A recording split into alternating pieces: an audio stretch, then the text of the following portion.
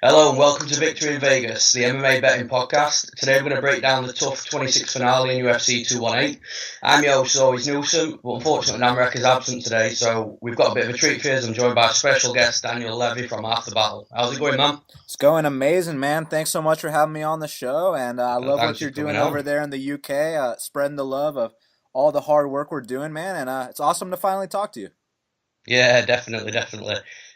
So we've got two cards. We've got the tough 26 finale, which in my opinion is a bit of a mess at the minute. I don't think they've got a full card sorted. Well, they've got fights announced, but I don't think anything's fully confirmed from a prelim point of view anyway. So we've got that, which we'll just quick fire because I've got no bets on it. I don't think you have either, have you? Nah, because my bet got canceled, man. I was looking to fade Lauren Murphy, and then apparently they moved it back a week.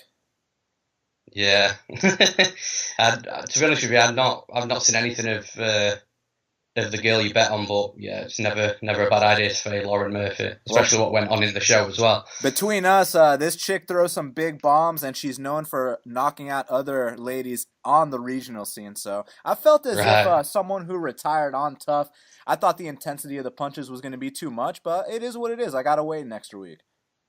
Yeah, definitely.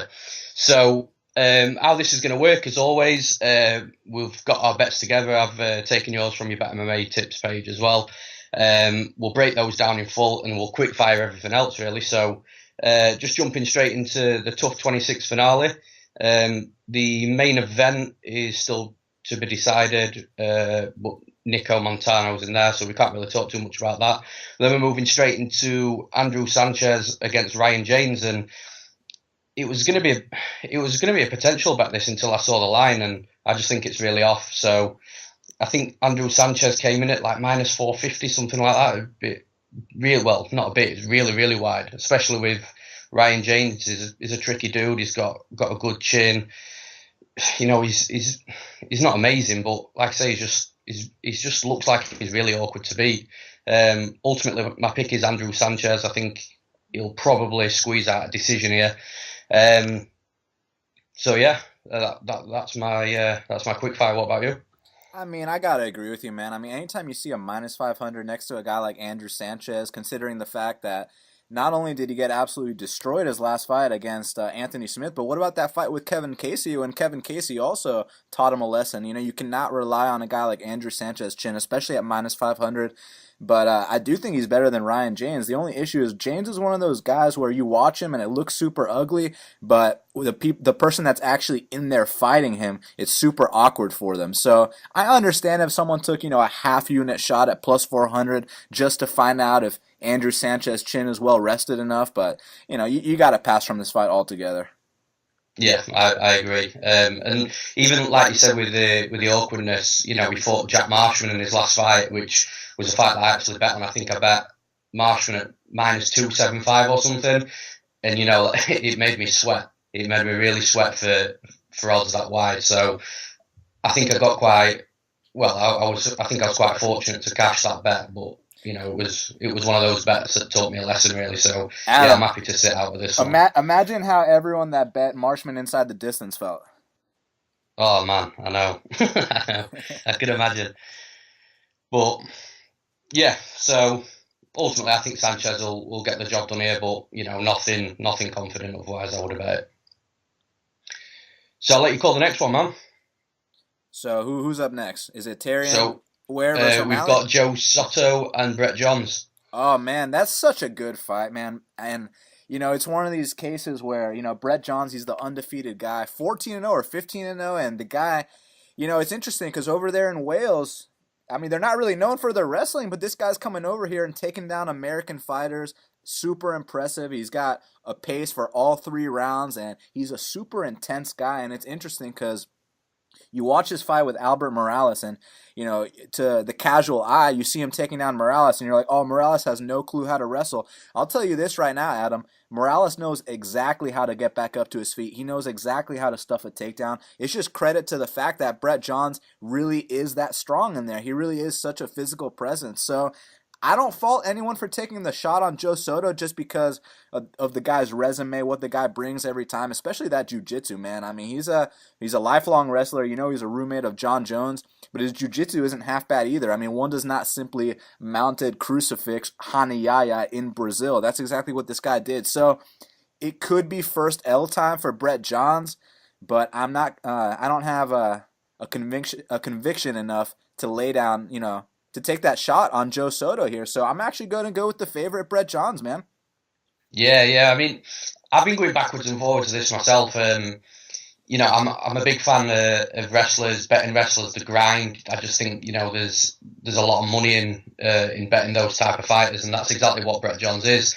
But, you mentioned it there with Rani Yahya, what he did to him on the mat. Bear in mind, with Rani Yahya's credentials, with his jiu-jitsu, that was impressive. And I think Soto's got good scrambles. You mentioned the submissions. He's got multiple heel hooks, leg locks, those type of submissions which are really high level to pull off in MMA. You don't see a lot of them. In fact, it's almost to the point of when you see someone grab a leg in the UFC, you automatically expect them to get out of it just because they're not really locked up that often. But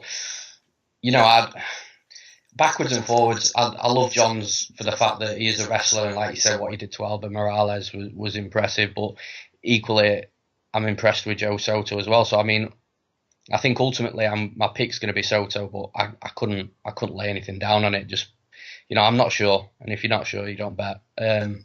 So yeah, my pick's Joe Soto, but no confidence. And yeah, you mentioned Terrion Ware, so I'll let you call that fight next. Man, again, a very tough one to call because I do think the hype on O'Malley is a little bit out there. I don't think that he's proven himself as someone that, people are acting like he's some future world champion. And I don't see it at all. I mean, look, he went out there and beat a guy that's trained by Coach Edmond. If you know Coach Edmond's history in the UFC, he's not exactly known for producing winners. Yeah, I know Ronda Rousey back in the Stone Ages, in the Hoist Gracie era of women's MMA, was able to do a bunch of phenomenal things. But what happened once the sport evolved a little bit? She got exposed in a way where she didn't even do a post-fight speech. Let's put it like that, Adam. So, I don't put much stock into beating a Coach Edmond fighter, and then you look at, okay, well, who did he beat before that? He beat a 1-9 fighter before that, Adam. So, yeah, I don't put much stock into Sean O'Malley, his wins, but at the same time, he does fight with a lot of confidence, and he does have knockout power because if you look at his resume, most of his wins are by knockout. So the fact that he's been able to do that, it says a lot. But is he going to do that to a guy like Terrion Ware, who, he's 17-5. He's never been knocked out in all 22 of his pro fights. And, man, it's going to be really interesting to see how it goes down. The reason I have hesitation to take the shot on Terrion Ware is because there was a fight recently between Mitchell Quinones and Sage Northcutt, and I actually picked Quinones in that fight. And when you look back at it, when you watch that fight back, it seems like the worst pick of all time. It was awful. Yeah. The guy didn't do shit. I'm allowed to cuss here, right, Adam? Yeah, the guy didn't do a damn thing against Sage Northcutt, so you're like, what the hell was up with that? But when you watch the tape on Quinones, he's going out there landing multiple punch and kick combinations on guys on the regional scene. He's knocking people out cold. So he was able to perform like that on the regional scene, but then when it came time to the big show, he crumbled, under the lights. And I'm wondering with Terrion Ware, even though he has been in there with guys like Joe Soto, he has been in there with guys like Leandro Higo, Luke Sanders, to name a few. So he's got that kind of experience. He's got almost 3 times as many fights as Sean O'Malley. It's just about now under the lights. Is he going to come out here and perform? And that's the hardest thing for me to predict, Adam. So I really don't know. I think from a betting perspective, it's either take a 1-unit shot on Terrion Ware to try to find out if Sean O'Malley really is the real deal or not. And, we're going to have to see what happens. And I was on the verge of taking that shot, man, but I'm just not convinced that he's going to come out here and do it, He might stare at Sean O'Malley for 3 rounds. That's what I'm most scared of. So I'm passing, and I want to see if Terrion, if I should have taken the shot on him. Yeah, I pretty much agree with everything you've said. And, when I'm looking at Terrion's record now, and his last 4 losses are Cody Stamen, which obviously we've seen what he can do in his last fight against Tom Duquesnoy. Oh, yeah. Leandro Higo, who I'm not sure whether A lot of people will know who he is, but that's a decent name, and that's a guy that's also won a lot of fights. Luke Sanders and Joe Soto. So I mean, he's only lost to legit guys, and I think if Sean O'Malley can't get the knockout here, I'm not sure he can take the fight. So yeah, I'm going to have to agree with you. Absolutely no bet. I could definitely not put any money on this, but yeah, I'm going to go with Terrion Ware for the upset. So the next fight we've got, and the last one, will quick fire on the Tough 26 finale. We've got Erik Spicely and Gerald Meerschardt, which in theory should be quite a fun fight on the mat, which I think is where it's going to hit. Both guys, great jiu-jitsu, great grappling. We've got Spicely, the black belt, Meerschardt, the brown belt. But oddly, I don't know. I think even though they'll match quite evenly on the ground, I've got a funny feeling Meerschardt might have an edge, even though Spicely's the black belt here. I'm not too sure. It's just a hunch that I've got, but definitely on the feet. I mean, every fight starts standing, so you have to take that into consideration. And Meerschart's the better striker, I think, clearly.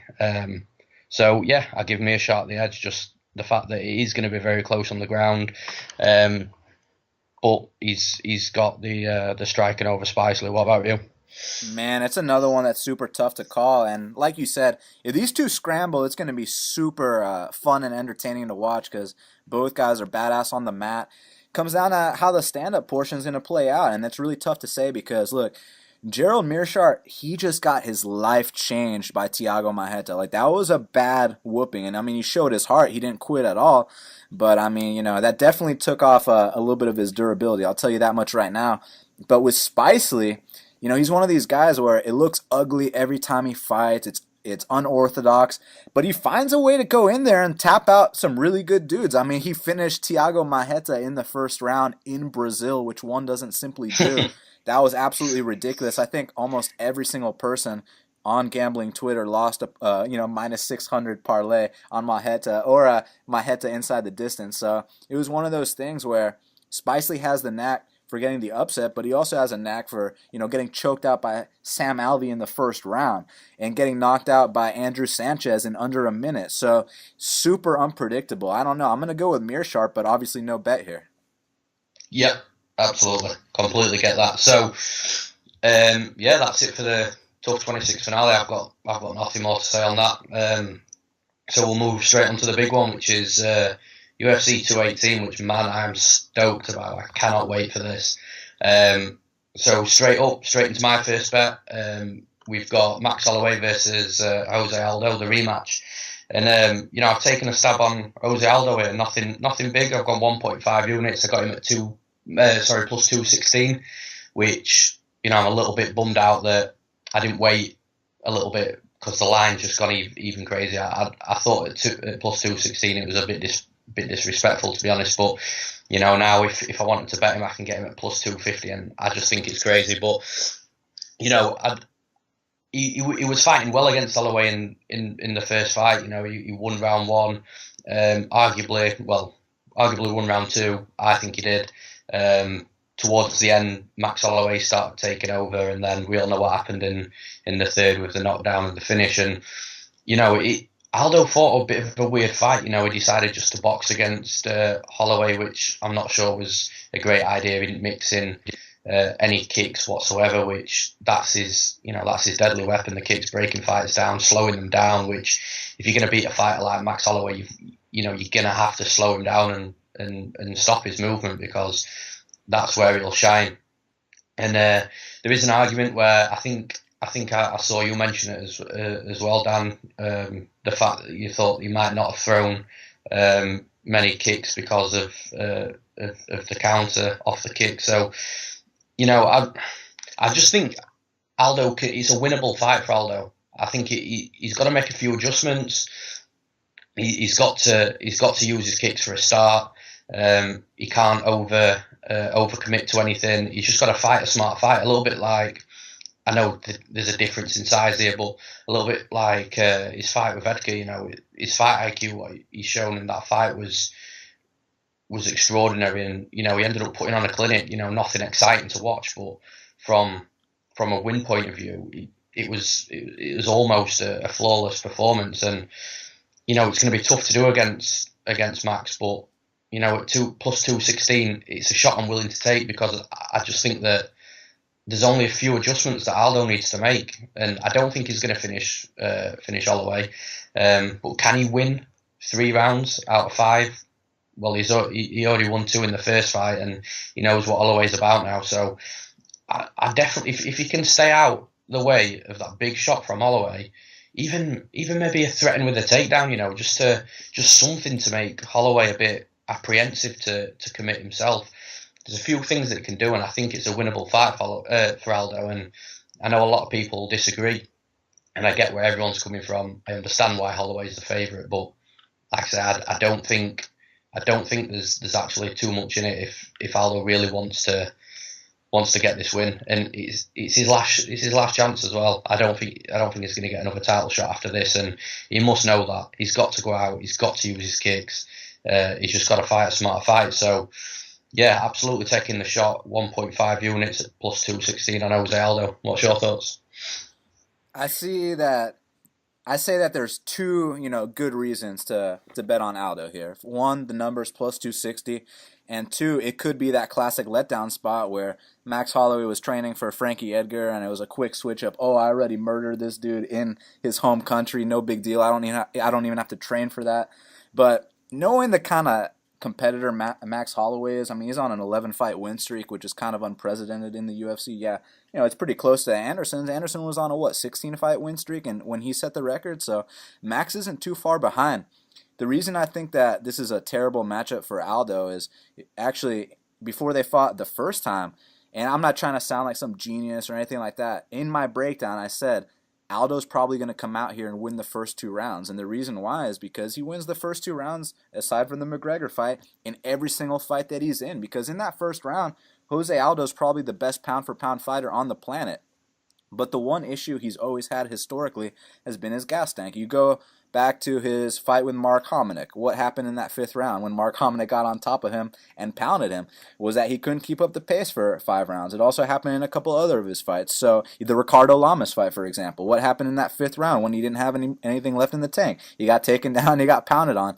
The thing is, Max Holloway is a level above these guys like Mark Hominick and like Ricardo Lamas, and he's the kind of guy that he'll take off that first round so he can find your timing, find your range, which is exactly what he did to Jose Aldo. And yeah, Jose Aldo landed one nice combo with the knee in that first round. I get it, but it wasn't it wasn't anywhere near close to taking out Max Holloway. And then eventually, Jose started to slow down like he does every single fight. But the difference here was that with everyone else, Jose Aldo can coast because he's so much better than these guys. For example, he has Frankie Edgar's number. It is what it is. When he was fighting Ricardo Lamas and Korean Zombie, he was barely even trying. Those guys got nothing on him. But Max Holloway is a completely different animal. He's switching his stances in there. He's giving you different looks in there. And people like to talk about how, Aldo purposely didn't throw the kicks because he was injured. I don't buy that for a second, because the one time he did throw a kick in the first fight, he got countered immediately with the straight right.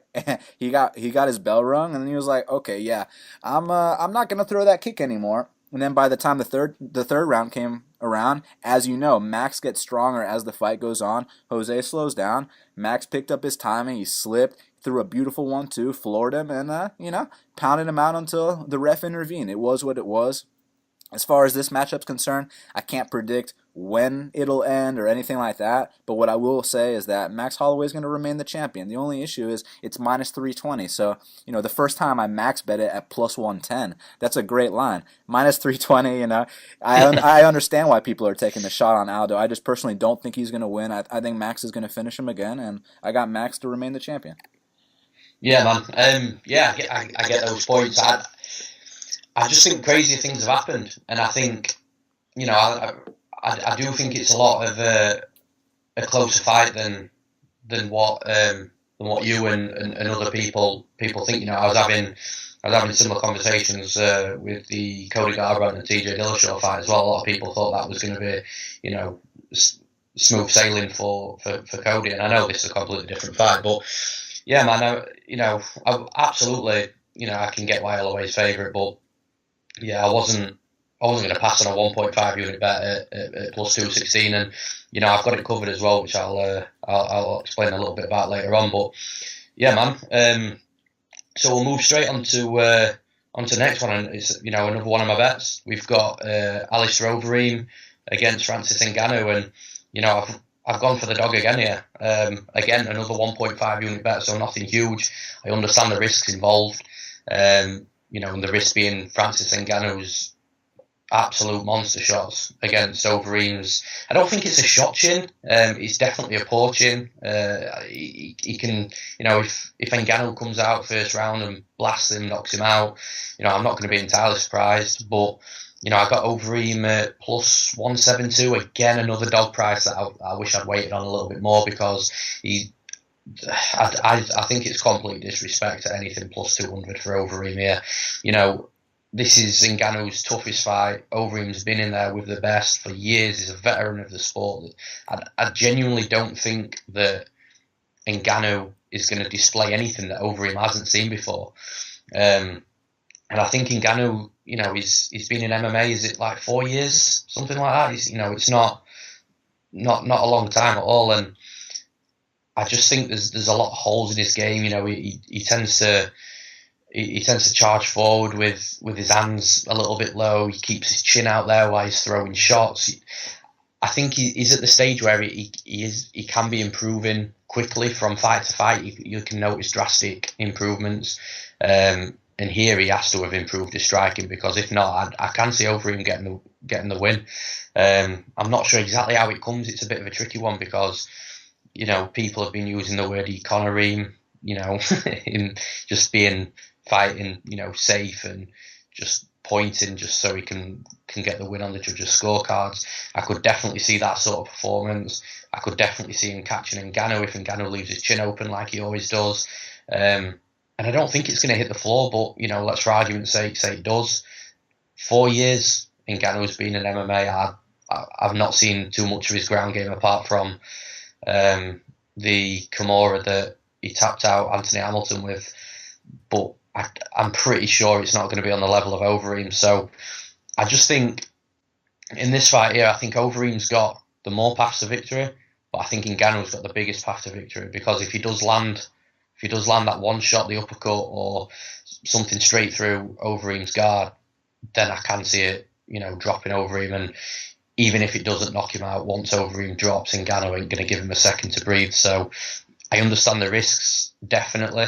But like I say, I've got to go for the veteran dog at plus 172 in Alistair Overeem, who's, in my opinion, got more paths to victory. But I'm interested, because I know me and you went a bit of back and forth on a tweet the other day, so I'm actually really interested to hear what you've got to say about this.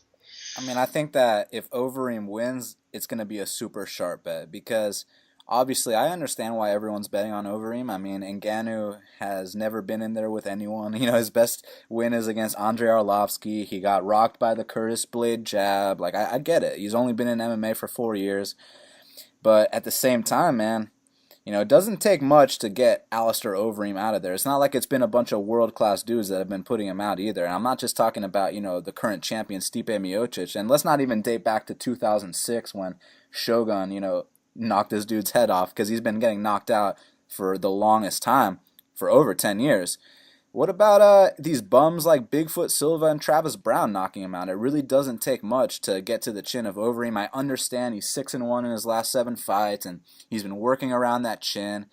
But don't get me wrong, the one time he did lose in the span of those fights was the way he always loses, which is by getting knocked the fuck out. And I mean, I really think if, a slow, plodding heavyweight like Ben Rothwell can find the chin, I really think if Bambi, Travis Brown can find the chin, or even the chinniest guy in the history of the heavyweight division, Bigfoot Silva, can find the chin, that I don't see why this freak athlete Ngannou, who they flew out to the Performance Institute for the last 2 years so he could live there so they could groom a new heavyweight champion, I don't see why he can't knock out Alistair Overeem. Now, here's the only thing.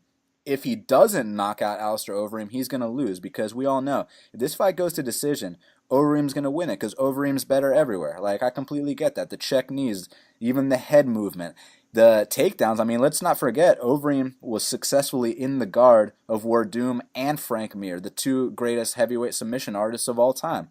So I completely respect and admire Overeem's skill set.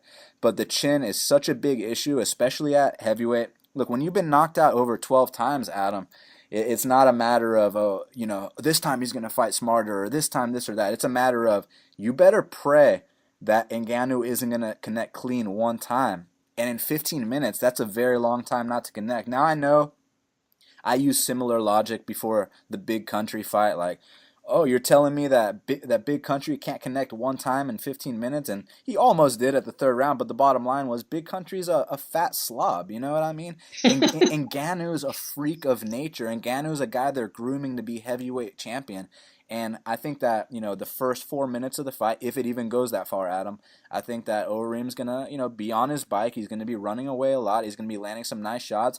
And if he's able to somehow catch Ngannou and put him out, hey, that's not going to surprise me one bit, and I'll congratulate you on hitting that over 2-1 dog. But what I actually think is going to happen is that Overeem's going to run around the ring. It's going to be, they're going to stare at each other for a little bit, but eventually, within those 15 minutes, Ngannou's going to find the opening of that glass gin. He's going to crack it, and he's going to get his title shot. So I got Francis Ngannou, and no, I'm not betting it at minus 270.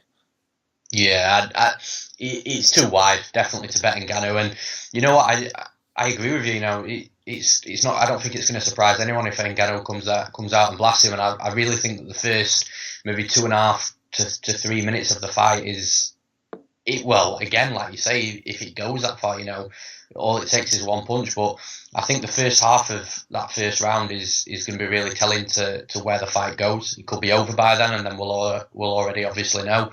But I think if Overeem's looking good and he can get past the first round, I don't know. I just think Ngannou. I can just envision Ngannou just maybe if he can't land that shot, him just looking like a rabbit in headlights, just thinking, right, okay, now what do I do against this guy that's a veteran, super technical, and going out there and doing what he's done for the last however many years. But it would be a smart move, I think, if Overeem decided to clinch up against the cage, not leave his chin exposed, or even, like I say, even trying to get it to the ground. But I'm not convinced Overeem will be trying to take him down. I rewatched the Blades and Ngannou fight the other day, and to be honest with you, I don't put even half as much stock into that jab as what most do. It did wobble him a little bit, but people make out that Ngannou was really in trouble, and I don't think he was. But Blades did try and take him down, and Ngannou stuffed it straight away. And bear in mind that I could be wrong, but I'm sure that was Ngannou's first fight in the UFC. It might have been his second. I can't really remember, but either way, he was super new to the UFC. But I completely get the risks, and like I say, same with the Aldo thing. I've got to take that dog shot, and it is all covered. If both my dogs lose in Aldo and Overeem, and my most confident bets of the night win, then I'm still going to be profiting. So yeah, hopefully I'll cash on that. So move on to the next one. Again, another one of my bets. We've got Eddie Alvarez and Justin Gaethje, and man, I don't even think there's enough words to describe how excited I am or everyone is about this fight, because I do actually see it only going one way in terms of excitement. It's not going to be a boring fight. And yeah, I've gone Justin Gaethje. I've got 2.5 units on him at minus 175. I did have him in my notes at about 150, but I do give or take a bit when it comes to value, and I do think he's going to get it, and I think it's going to be a sweat, an absolute sweat, and I think everyone that's bet Gaethje is going to have the same sweat, because I think at some point in the fight, Justin Gaethje is going to get hurt. Alvarez is going to hit him with something. He's going to drop him, but ultimately, I think Alvarez is going to tire himself out by trying to finish him, just like a lot of other fighters do. I mean, you look at Gaethje's fight against Michael Johnson, and exactly the same thing happened there. It was a good fight. Gaethje got dropped. Johnson was all over him, trying to finish him. Gaethje was all over the place, but he's like a zombie, man. He just springs back like it's crazy. I don't even know what must be going through his head when he does that, and it's just really nuts to see. I think Gaethje's going to chop his legs down. I think he's going to slow Alvarez down, but ultimately Alvarez is going to catch him, drop him. Gaethje will be back up. Alvarez will be tired, and I think that's where Gaethje will take over, and I think he'll get the knockout. I'm not sure if it happens in the first round or the second round, but I'm quite sure it's not going to go to the third. I don't think any of their gas tanks by the time it gets to the end of that second round will allow them to get into the third round. That's just my opinion, but yeah, man, I think Gaethje's got it. What's your thoughts? My thoughts are that anyone that bets this fight, get ready to age a couple years. You know what I mean? Because this fight is going to be the sweat of the century, no matter who you have, Gaethje or Alvarez. And I got to ask you, because you actually did bet Gaethje. I mean, how does it feel to have money on Gaethje, knowing that he goes life and death every single fight, man? You know what? Any other fighter, I wouldn't have bet it, but I think really what gets him through this fight is his durability and his ability to fight through adversity, because that's what he's 18-0. You watch pretty much all his tape and similar patterns follow. Most of the time he gets hurt, he gets dropped, and you're thinking, right, he's going to take his first L, and he doesn't. Like I say, the word, I think describing him as a zombie is probably as close to it as it gets, and I think eventually his chin. Well, I know eventually his chin is going to give up, and then that'll be the end of Justin Gaethje, because it'll turn out like a Chuck Liddell situation where you just know that the slightest tap is going to put him down, and he's on his way out. But I think he's still got time in that chin. He's definitely got at least 2 or 3 more fights at the rate of getting cracked that bad, and I'm not sure Alvarez is the guy to have the power to put Gaethje out, to be honest. But yeah, like you say, it's going to be a sweat. But I'm quite confident in Gaethje being able to take it. Like I say, just that durability, the iron chin, and the ability to fight for adversity. It's something that its attributes in fighters in a fight like this is probably going to drag them through it. Yeah, man, I'm still going back and forth on this one myself, but I got a couple of questions for you. You mentioned how Gaethje's the kind of guy that he'll take the damage but come back. But isn't Eddie Alvarez that same guy too? Yeah, he is, and we saw that in the Poirier fight. But I think Gaethje hits harder, and I just think you're looking at this. I think we can all agree it's probably not going to go to the decision. So you just gotta ask yourself the toss-up question. Which chin and which durability is going to come through this, and I've got to go with a guy that's 18-0 that gets dropped in pretty much every fight and still comes back and finishes his opponent. Yes, Alvarez has been in there with the better competition, but I think Alvarez has been in dirtier wars than what Justin Gaethje has, and I think his time of that catching up with his chin is coming up very close, where I just don't think Gaethje's is there right now. So yeah, I know what you're saying with Alvarez, and he's got that durability as well, and we saw that in his last fight. But I also think the Conor McGregor fight as well, I think that took a lot out of him as well. McGregor toyed with him, hit him with some ridiculously hard shots, and I was surprised he took what he did against Pereira after the McGregor fight. But yeah, ultimately, I just think you just got to ask yourself who's more durable and who's got the better chin, and I go with Gaethje. I am asking myself who's more durable and who's got the better chin, but also, man, you mentioned that you think Gaethje has more knockout power, right? I think he's got more power. You're probably about to tell me that Alvarez has got more knockouts. No. I'm just going to tell you my reasoning here. Okay. You might be right. I mean, but what I'm thinking to myself here is, okay, Gaethje is not really known for one punch knocking out people. When he knocks people out, it's usually an accumulation after a serious war. Whereas you saw Eddie Alvarez go out there and one punch knock out Rafael dos Anjos. So that's where I'm getting at with Adam. Yeah. That it was a weird fight with that Rafael dos Anjos fight. Like at first, when I don't think I actually watched it live, but I was hearing that it was this great shot, but I'm not saying it was stopped early, but it wasn't a flush knockout, was it? I mean, it was basically he hit him with one shot, and the dude was doing a dance to the point where he wasn't fighting back anymore, and he was just eating shot after shot. And Herb Dean stepped in, zero protest from RDA, zero protest from Master Rafael. I mean, see, I have a theory about RDA, man, and let me tell you this. So you remember how Jeremy Stevens knocked him out cold, and then you remember how Clay Guida submitted him with whatever that choke was. And then after that, RDA got that titanium jaw installed. So I have a theory that the reason he hasn't been getting dropped in his fights is because of that titanium jaw. Like you'll go back and you watch that fight with Gleison Tebow the same night that Dan Henderson fought Shogun the first time. And Gleison Tebow hit him with a really hard shot, and the dude's doing the chicken dance all over the place, but he wouldn't go down. And then the same thing happened, a different thing happened. When he fought Pettis, you remember that ass whooping he put on Pettis. But look, Pettis was still in his prime then. Pettis threw a clean shin-to-chin to a clean head kick to RDA. RDA ate it like it was nothing. He just walked right through it. The same kick that knocked out Lozon. And then Eddie hits him with the most perfectly timed punch right on the chin.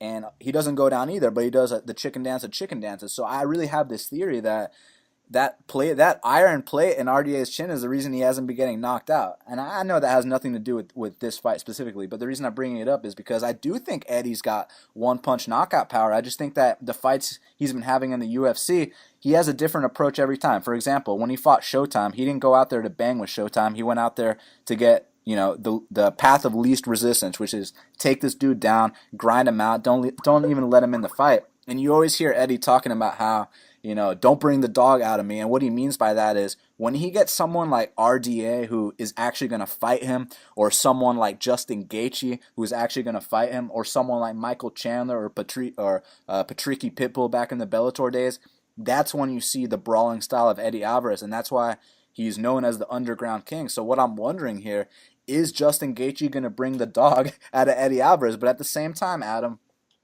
in Eddie's debut, the way he lost to Cowboy was he got chopped down with the leg kicks. And we know Justin Gaethje loves chopping dudes down with the leg kicks. At the same time, there's going to come a time when Justin Gaethje gets laid out stiff. And it could be this Saturday night. It could be his next fight. It could be in 3 fights. That's what I want to figure out. Because, look, as a fan, I love Justin Gaethje. He's so fun to watch. But as a betting man, you can't fight like that forever, man. I know he's a great athlete. He's a D1 wrestler. He's got great cardio. He lives in Colorado. I get all that. But eventually, he's said it himself, he's going to get KO'd stiff. So, I mean, it could be this weekend, man. I really have no idea. So, from a betting perspective, I actually say dog or pass, but I am passing, and I wish you luck on Gaethje. Yeah, thanks, man. I love the analysis, especially going with the RDA and the titanium jaw. I'd never thought of that before you mentioned it. So it's quite weird. My plus 120 that I've already backed RDA with against Robbie Lawler's now looking that little bit better. So. Oh yeah, I like that one. I like that one a lot, by the way. Yeah. So I'm a big fan of RDA, but going back onto Gaethje, I don't know. There's just something that I can trust about his chin. And when you look back to the Poirier fight as well,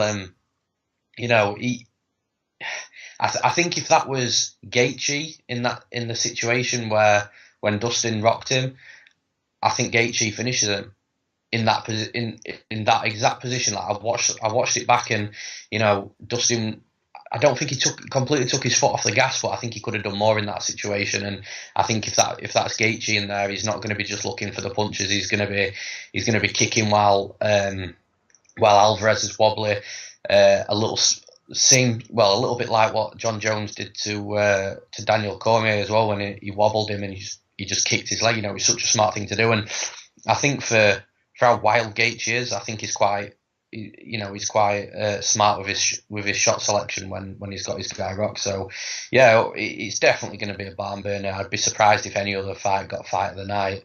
And if it is boring, I think we're all going to cry ourselves to sleep. But I can't see it being like that.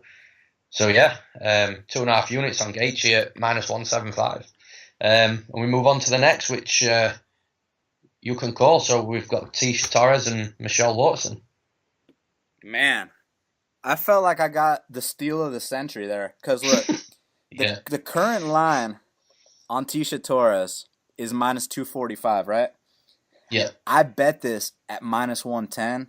And, I wasn't even planning on betting this fight, but when I saw it was -130 Karate Hottie, -110 Tecia, you just had to move in because Tecia is one of these fighters that's an expert at winning the decision. That's exactly what you need in your stable of fighters that you're betting on. The only issue is she's normally a -500 favorite, so, I normally pass. When they gave me her -110 in this spot, I was licking my chops. I put 3 units on it because, look, I respect Michelle Waterson's abilities. She's been a lifelong martial artist, this and that. But look, man, the reality here is that not many of her fights often go the distance. And, fans might look at that as like, oh, she's so exciting. But as a betting man, when you know that most women's fights go the distance, that's not a good look that Michelle's not good at winning decisions. And not only that, there's a reason her fights don't go to decision. It's not because she's this knockout artist. It's because she tends to gas out after the first round almost every single fight, man. I know she was able to judo throw and tap out, Paige Van Zandt, who, if you really understand what you're looking at, Paige Van Zandt ain't shit. And, then she got that hype. She fought Rose Namajunas, and at the time, I actually picked Waterson. It was a dumb pick because I thought certain things about Rose and her mindset, and I thought she could be broken easily and all these things. I still think that. But she fucking totally schooled Michelle Waterson. And I think that Tecia's going to school her as well. I'm not necessarily convinced she's going to drop her with a head kick and then choke her out. I'm not going to go that far because that's not what Tecia's known for. But I do think that Tecia's going to be able to circle around the ring, pot shot her, mix in takedowns. Because as you saw in her last fight, she finally got her first finish in 10 fights when she went out there and tapped out Juliana Lima. That's someone that's been in there with the former champion, with 2 former champions. I'm talking about girls like Joanna Jędrzejczyk, Carla Esparza. She didn't get finished by either of those ladies. She got finished by Tecia Torres. I think Tecia's turning a corner. I know people are talking about, oh, she's not at ATT anymore. Let me tell you something. You shouldn't even worry about that. I've known Tecia Torres a long time. She actually used to train at my old gym. She's been a notorious gym hopper, a habitual gym hopper for the last 20 years. So this is nothing new with her. I wouldn't, because I know people are like, oh, she's not at ATT, she's going to look worse. Don't put any stock into that whatsoever. She's going to look as good, if not better than ever. And I think she'll simply have too much for Waterson. Look, Waterson's got a sidekick, a same side punch to the sidekick, and a head and arm throw. I think that's more than enough for Tecia to deal with. Yeah, I completely agree. But yeah, absolutely sniping 101 there from you. I can remember waking up that morning and seeing that you got -110. I thought, you lucky bastard. But yeah, I got it at -137, which compared to the current line, I'm absolutely more than happy with it. It's always good to beat a line. But yeah, I've gone for 2.5 units at -137. I'm a fan of. Well, I won't say a massive fan, but I like watching Michelle Waterson fights as well. For the fact that she doesn't go the distance that often, and she has got submissions, and it's just good to see. It's good to see women fighters get finished rather than going over the two and a half rounds constantly every fight. But yeah, I completely agree with you. Torres is quite small for the division, but as I said on my website, what she lacks in her physique, she makes up with speed, and she's got a good kickboxing base as well. And I agree with it. I think she's going to be running around the octagon. I think she's her movement and speed is going to be too much from Michelle Waterson. I wouldn't even be that gutted if Michelle Waterson got the head and arm throw, because I think it's one of the worst things that you can do in the sport. The amount, we saw it in the Rose Namajunas fight. That was, if I remember rightly, that was Michelle Waterson that head and arm through Rose, and Rose took her back and submitted her. And I'm against Tecia Torres, who, like you say, you have to mention it with the first finish in the last fight, a fight that I actually bet to go over 2.5 as well, which I thought was I hate the L word, but as much of a lock as you're going to get. and she went out and finished her. And I think that just shows more about Torres, because that was it was a slick transition to the back as well.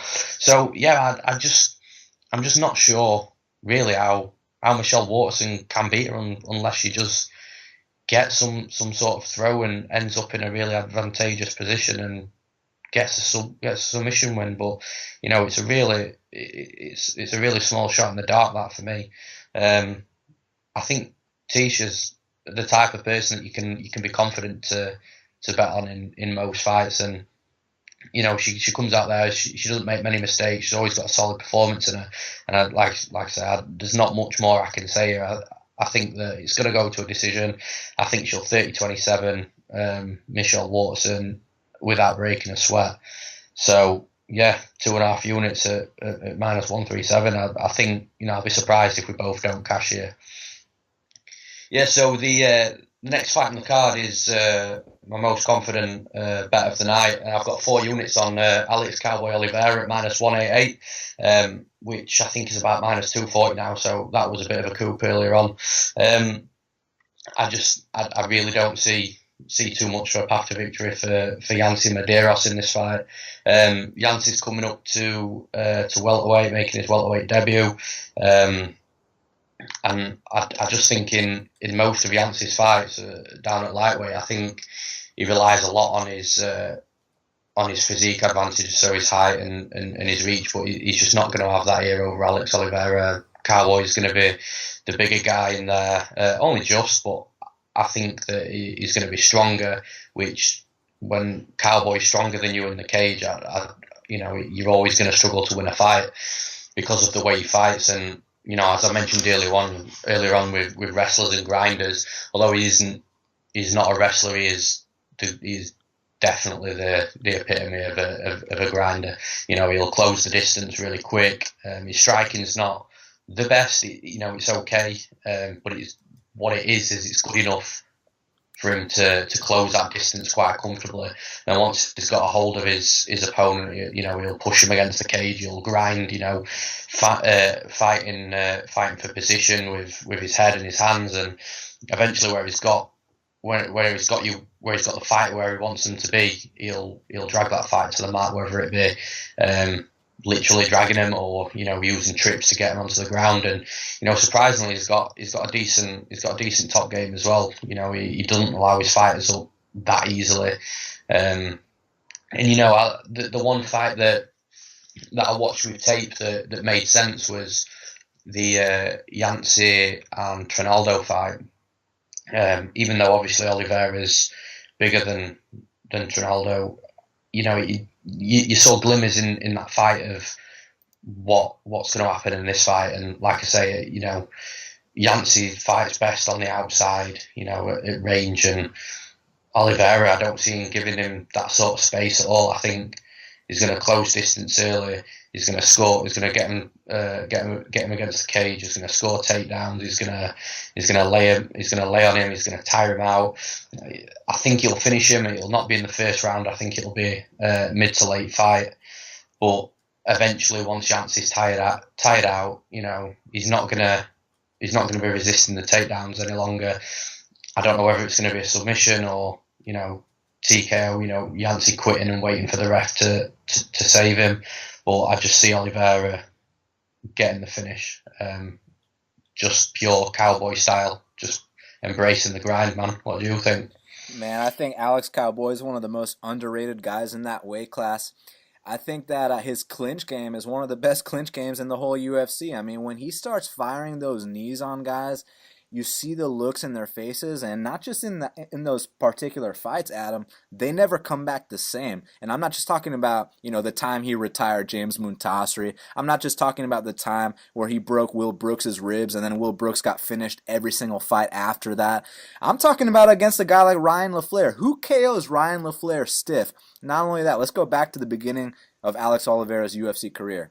So he beat the shit out of Gilbert Burns. I know he got caught in the third round, but he beat his ass. And I don't know if you watched Gilbert Burns' fights after that, but the dude's been a complete punching bag. Yeah, he beat Jason Sago, big deal. But besides that, the dude's been a punching bag, KJ Noons, we never heard about him ever again. Joe Merritt, I don't know what he's been up to. Piotr Hallman, he got his life changed. The only guy that's come back better is Donald Cowboy Cerrone, and that was first L time for Alex Oliveira. I know Gilbert officially was the first L, but we all know that was a fluke, and the real first L was Donald Cowboy Cerrone.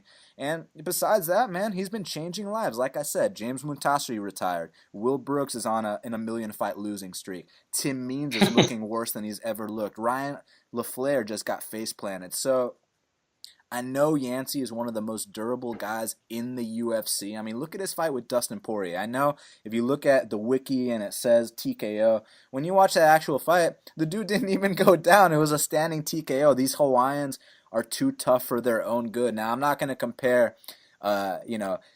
Yancy to someone like Kylan Curran, but I will give the example that you remember when my girl Yan Zonan threw that sidekick to Kylan Curran's face and hit her with a straight right and buckled her, but she still wouldn't go down. That was just credit to, whatever is in that Hawaiian DNA, the Hawaiian makeup. Those dudes don't go down.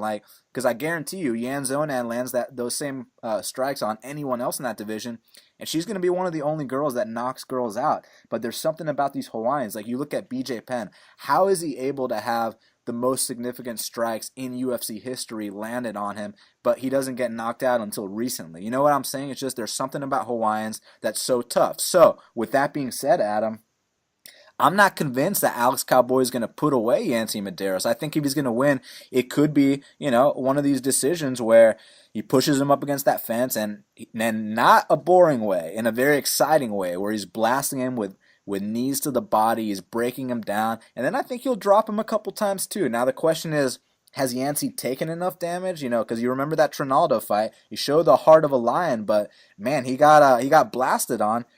Or is it simply where, these Hawaiians are so durable that he'll take the ass whooping for 3 straight rounds? Now, if Alex Cowboy messes up and he shoots for a sloppy takedown, don't be surprised if Yancy Medeiros snatches that neck, because he is a very slick guy, and he's a warrior, man. I can't emphasize enough how much of a warrior the Hawaiians are.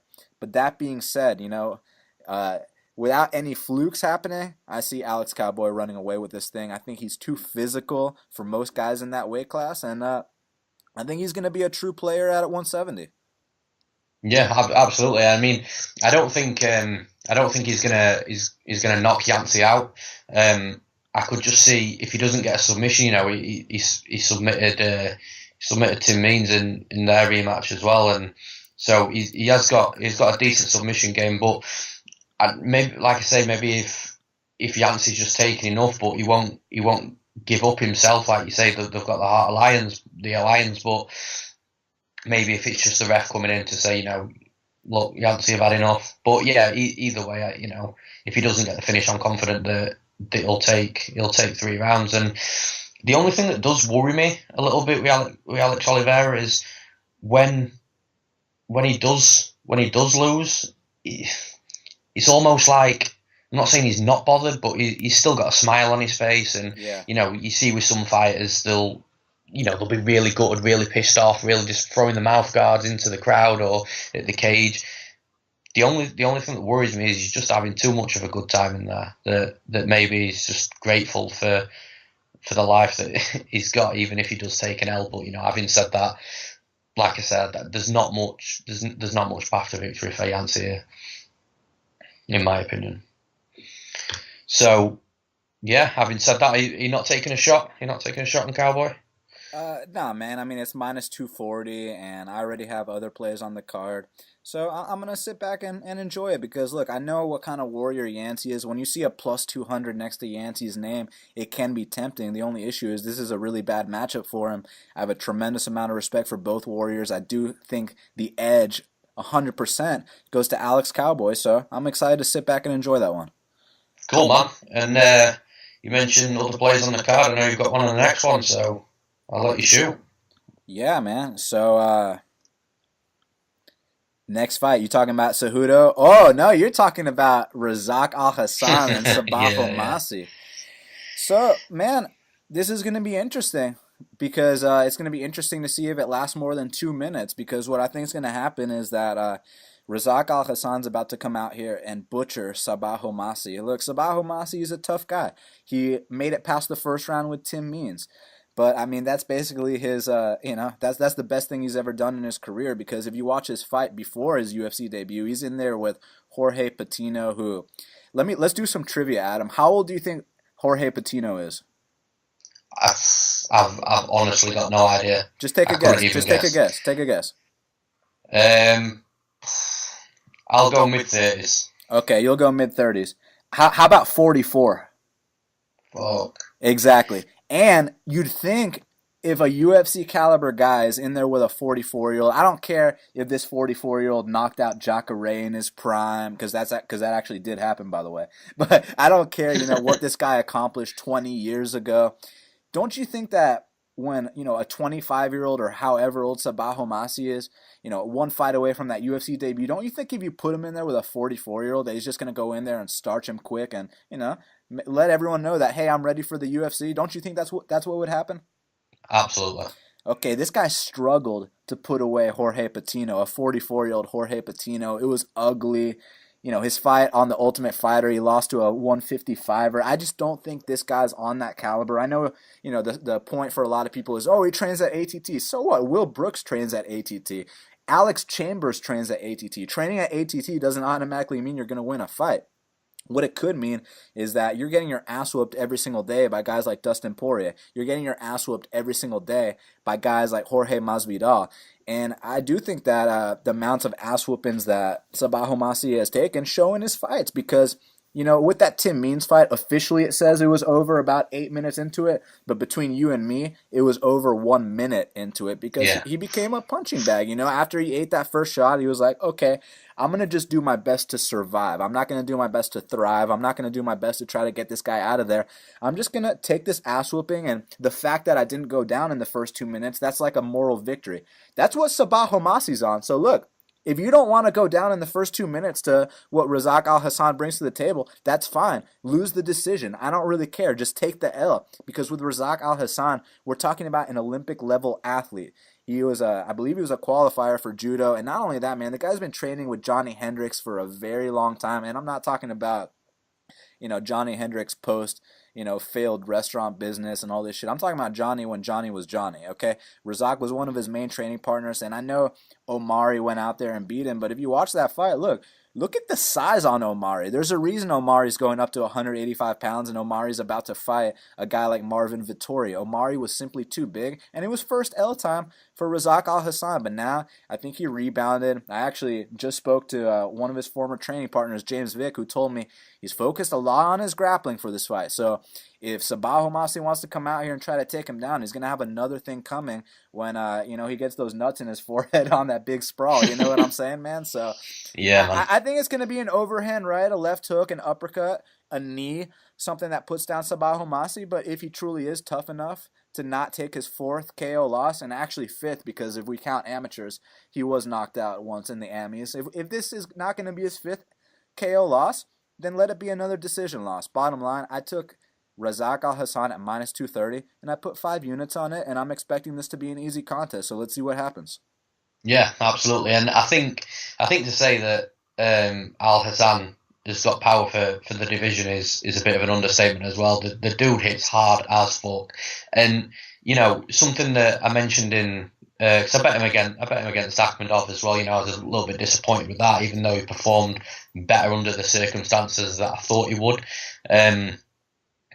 When I was watching tape on I think it was the Charlie Ward fight, I had to replay the finish, the punch that actually knocked Charlie Ward out. I had to replay that about maybe 5 or 6 times because I just could not fucking see it. It was that fast. It was so quick.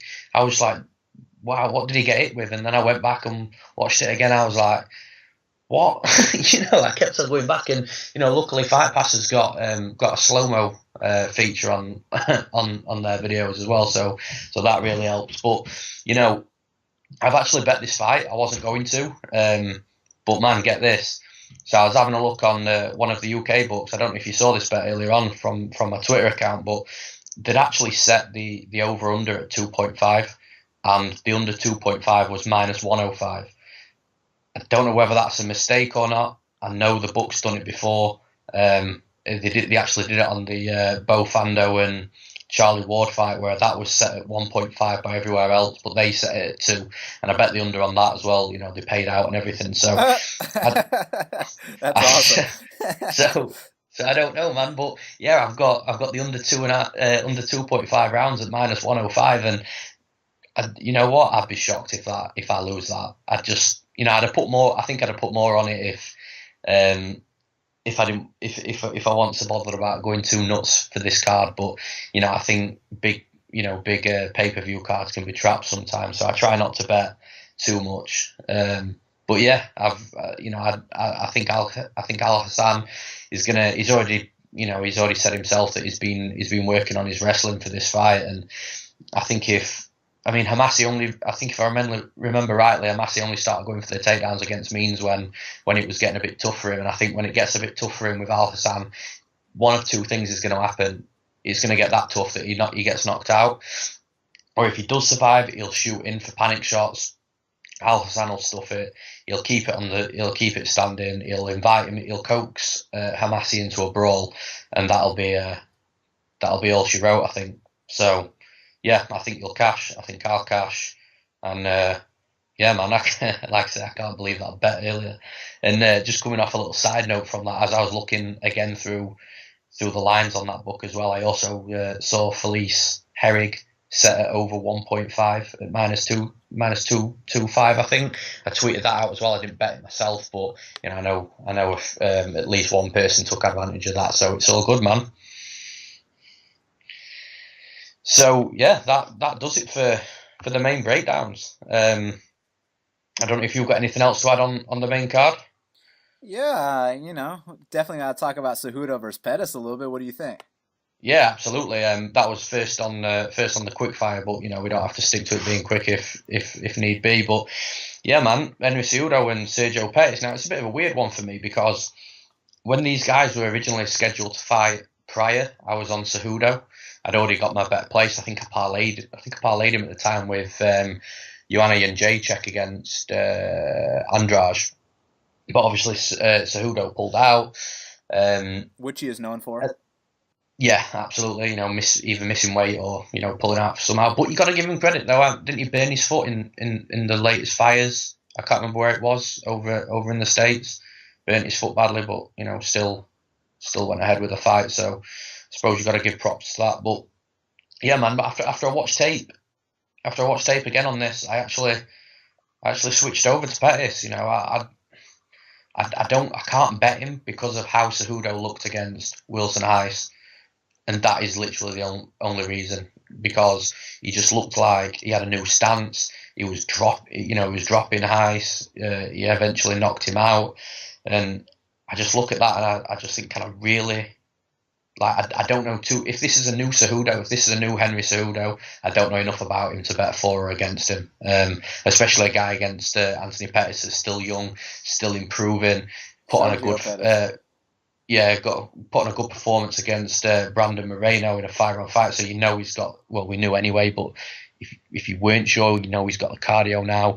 And I just really like the way Pettis, he's such a technical striker, and Cejudo tends to rush forward in these flurries of shots and then sits back, evaluates, and then rushes forward again with these flurry of shots. But Pettis moves really well out of range. Like, he slides really well, really quickly. And I think that when Cejudo's moving forwards with these flurries, I just think Pettis is going to be able to handle it. I think he's going to slide out of range. I think he is going to counter him. And I've said this before, Cejudo is a great wrestler. Can he take Pettis down? Possibly. But Pettis has got a good takedown defense. He's got a good get-up game. But the thing is, Cejudo's a good wrestler, but he's not a great grappler. Like, how many times have we seen Cejudo take somebody down and, have a decent bit of top control, passing through guard, transitioning around his opponent on the mat. You don't see it, and I just don't think he's that great of a grappler. And if he did try to do that against Pettis here, I just don't see him having success in doing that. Yeah, he could take him down and, you know, dump him, but how many times can he actually do that? You know, Pettis isn't someone that is going to walk all over and be able to ragdoll about, and I just think it's going to be a tough fight. I think the lines are off, but what's your thoughts? My thoughts are, after you gave me such a great breakdown, how are you not taking the plus 240 on Sergio? It's just unanswered questions from Cejudo. You know, how different is he had a karate style, man. Like, he came out with this wide base, a little like Wonder Boy, and yeah, but he was fighting Wilson Hayes. Yeah, that's true. But then you look back to the Joe Benavidez fight as well, and that's a fight I think Cejudo won. I think he got robbed on the scorecards. You know, he looked impressive there as well. I don't know. I think from my perspective of Pettis, I think this fight is going to be. I know you could say it every single fight for a fighter's progression, but I think this fight is going to be the fight that we really see what Pettis is about. If Pettis comes through against Cejudo here, then yeah, his ceiling's ridiculous. But if he does come unstuck, you know, I wouldn't be overly surprised either.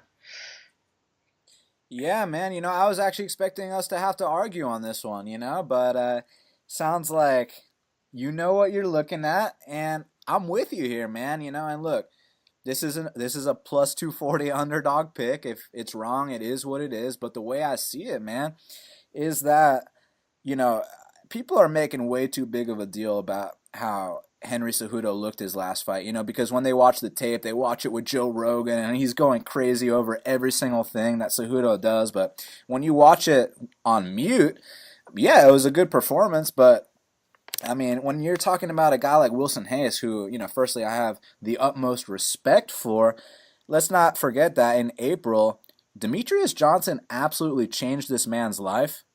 I mean, that was like his Super Bowl. Like, he was looking forward to getting that title shot, becoming champ.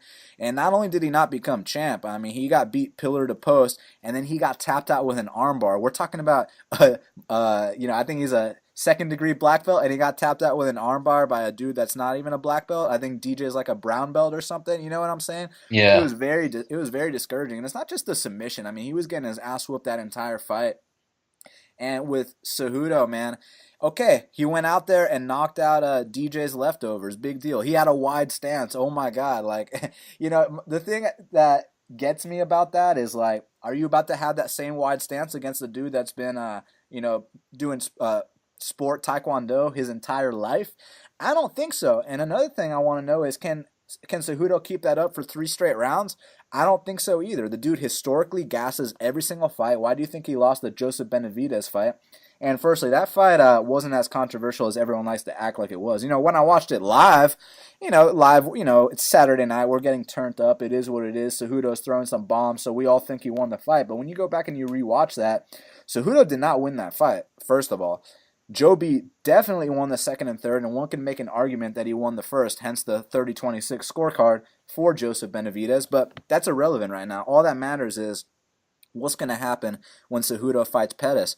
And you see the way Pettis been looking lately, man. You saw that clinic he put on Moreno. You saw that clinic he put on Moraga. You know, people act like Moraga is just some scrub on the way out. Moraga knocked out Magomed Bibulatov. One does not simply knock out Magomed Bibulatov. And prior to that, he put a 30-26 clinic on Ashkan Mokhtarian. I know people like to act like Ashkan's some joke, but Ashkan was about 2 minutes away from beating Ryan Benoit a couple of weeks ago. I know he got caught with the head kick, but prior to that, he was about to win that fight. So, you know, people like to act like just because he beat Moraga, it's not a big deal. Oh, Cejudo's wins are better than Pettis wins. None of that shit matters. All that matters is what's going to happen when these two get in there on fight night. And this is what I think, man. I think that the explosive combinations of Cejudo are going to be swung at air. If he's able to somehow catch the Pettis chin and put him down, much respect, I'll tip my cap. But, you know, people like to talk about how, Alex Caceres knocked down Sergio Pettis. Hey, Adam, let me ask you something real quick. What weight class does Alex Caceres fight in? Put me on the spot. Yeah, it's featherweight. Exactly. He fights at 145. What weight class does Sergio Pettis fight at? Flyweight. Okay, so a 145er that's about 5'11", that went 5 rounds with Yair Rodriguez, dropped a 125er.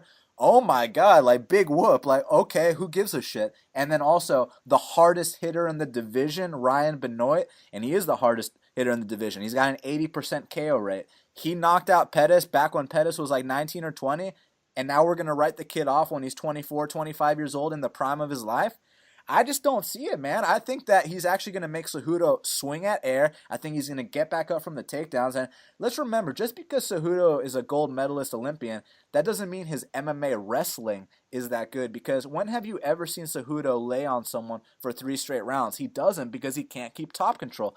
I want anyone that's listening to the show, hit me up at Best Fight Picks on Twitter. Let me know the last time that Cejudo laid on someone successfully for 15 straight minutes, because that's not how he fights. So, I know everyone wants to use the Olympic gold medalist as if that's the reason he's going to win this fight. Sorry, but that's not the reason that he's going to win this fight, because he doesn't have good top control for MMA. Okay, so the way he can win this fight is by catching Sergio early, but I'm pretty damn sure that if you're not putting away a guy like Joseph Benavidez, I know on paper he's number 1, but between you and me, he's 40 years old. If you're not putting away these older guys, yeah, you put away Wilson Hayes. Congrats. Wilson Hayes has 1 fight left in his life. You know what I'm saying, man? You're not about to come out here and put away Sergio Pettis. He's too clean. He's going to parry the punches. He's going to slip the shots. He's going to slip and rip. He's going to move on the outside. And don't be surprised if on the mat, Sergio has some success too. I think he's going to land some clean head kicks.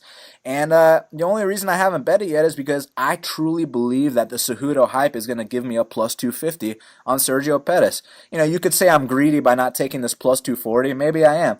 But, also hear me out. That last time when he was supposed to fight Cejudo, he was plus 320. So I still do have hopes that I can get a really good line, even though plus 240 is beyond good.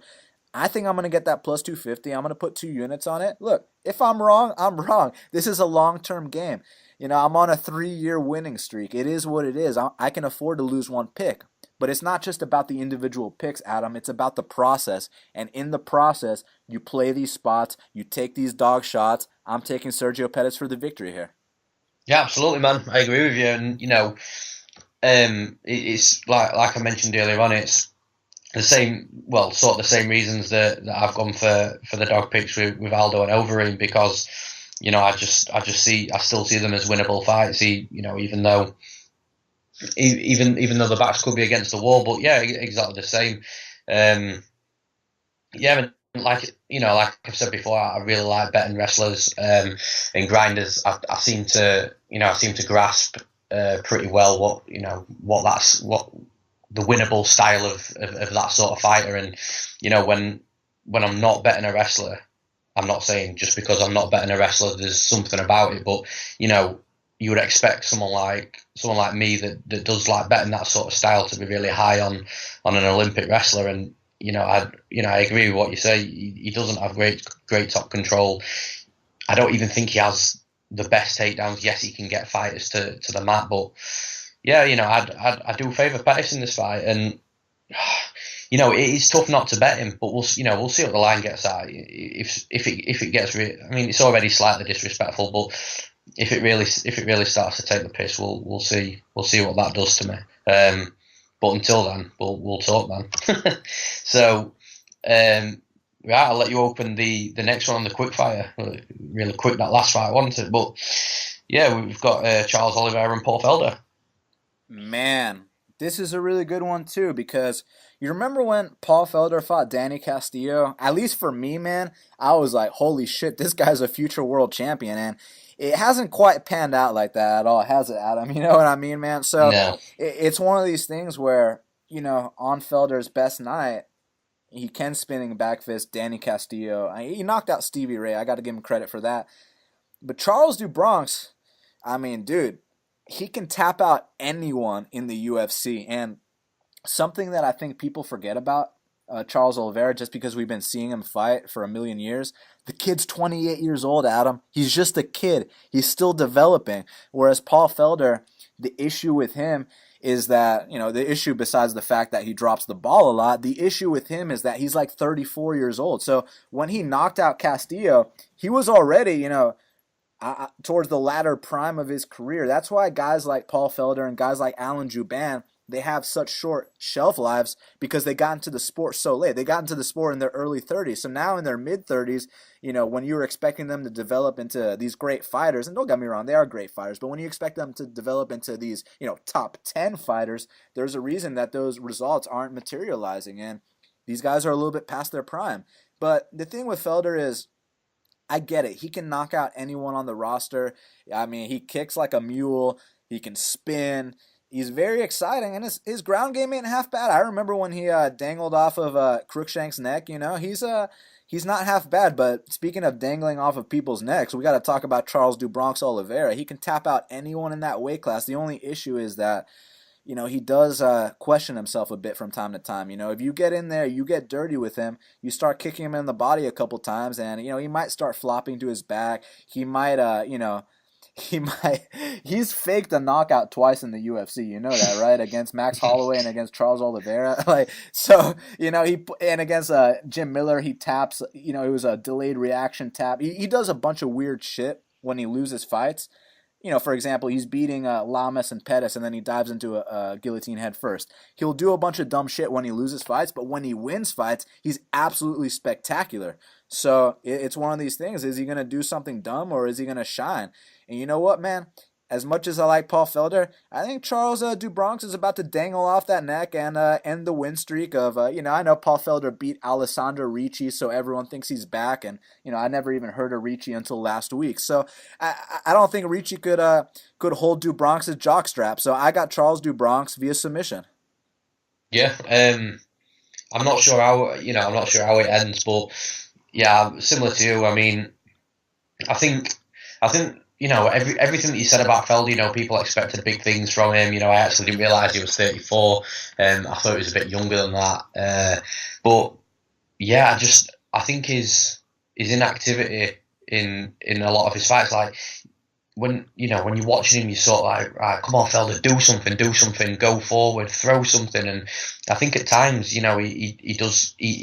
does tend to coast a little bit, but I don't think Charles Oliveira is gonna allow him to do that. I think it's gonna be a bit of a war, and I think it'll be an exciting fight. I think both guys should come at each other, put on a good fight for us. But yeah, ultimately, I think Oliveira gets the win.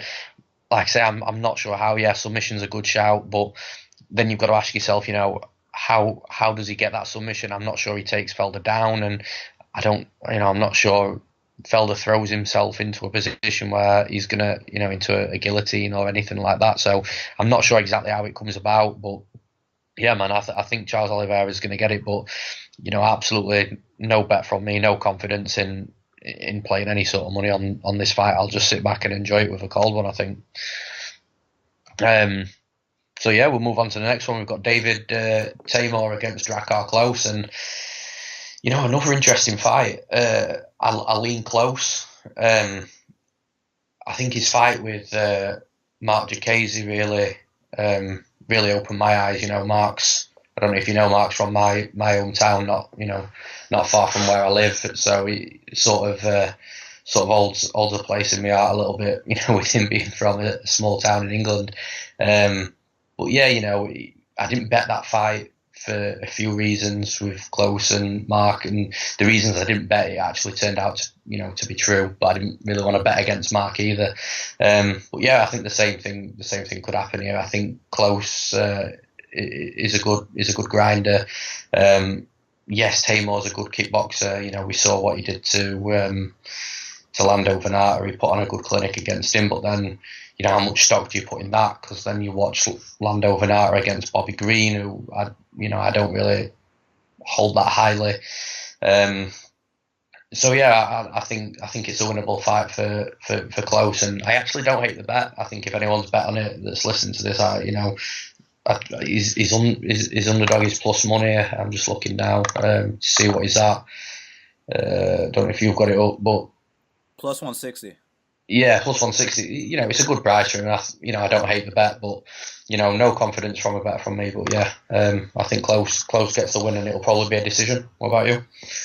I understand the close pick because you're hoping that he comes out here, overwhelms the more technical striker, grinds it out, makes it dirty, does that MMA lab style. But the reason that I think it's actually a bad matchup for close is because unlike DeCasey, I think that David Timur has got some very technical hands. You know what DeCasey is known for. Don't get me wrong. I know he knocked out Timu Pacquiao with a straight and it was beautiful, but what DeCasey is known for is his flash, whereas Timur is known for his fundamentals. And I think the fundamentals are going to give Drakkar Klose a big problem because Drakkar is known for getting in there and being too physical for these guys. But I think the technical prowess of David Timur will basically stifle that, and I think that it's actually Timur that can go out there and win the decision because you recall Drakkar Klose was gassing out bad in that third round.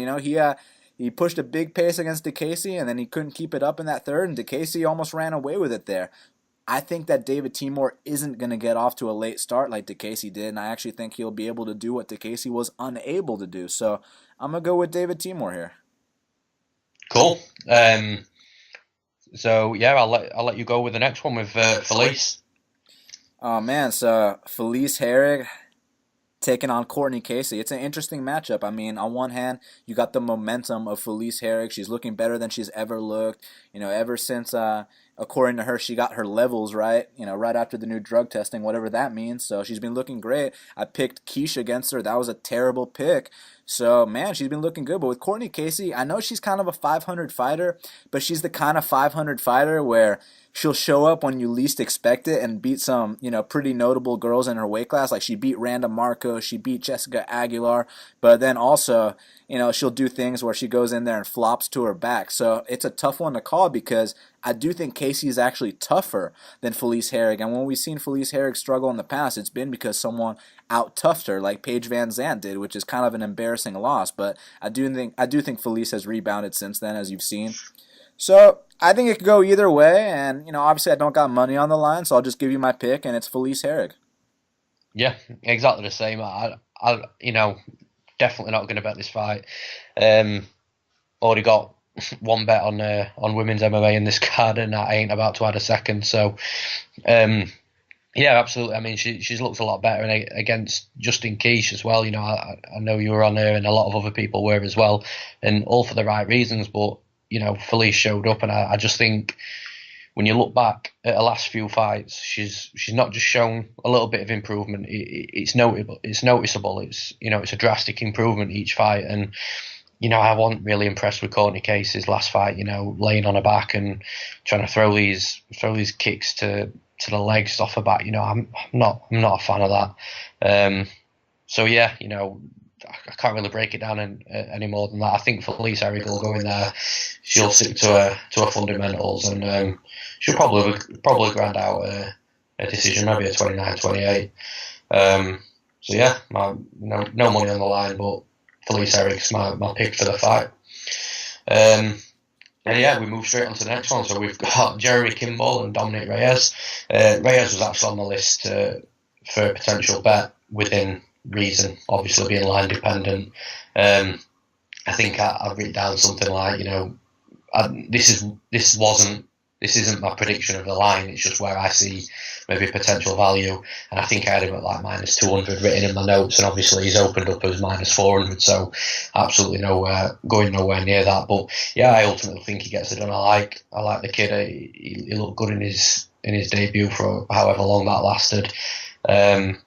But I wouldn't totally sleep on Jeremy Kimball either, because I saw a video of him on Twitter yesterday, I think it was, of throwing this double punch from mount to his opponent and knocking him clean out. Donkey punched Josh Stansbury, knocked him out. He strikes me as he's got this deceptive power, a little bit like we see from Volkan Ozdemir, where you look at it and you think, that didn't look anything, but yet, we've got a professional MMA fighter seeing stars lying on his back on the mat. So, yeah, I wouldn't totally sleep on Kimball, and if Reyes was a better price, I would have taken him, but, no bet from me, but I think Dominic Reyes will knock him out. What about you? Yeah, I'm going to keep it short, man. Dominic should come out here and knock him out. He's the much more athletic guy. But it's just one of these things where, everyone's got to take that first L. Could this be the time against a much more experienced guy? Maybe, who knows? But I'm going to go with Reyes by first round KO. Cool. Yeah, I'll call the next one Justin Willis and Alan Crowder. Yeah, man. I mean, yeah, I don't really know much about these guys. I'm going to go with Justin Willis, though. Yeah, same. And then the last one, we've got Amanda Cooper and Angela Mangada, and I don't think this warrants any time either. So I think Cooper will get an absolutely disgusting, ugly decision. Yeah, I'm going to go with Cooper as well. I think she's too physical for Magana. I don't think Magana has any business in the octagon. She's been training in Puerto Rico, which, God bless them. They just had a major catastrophe. But since we're talking about betting fights, you know that she hasn't been getting any training in. So let's go with Bobby Cooper.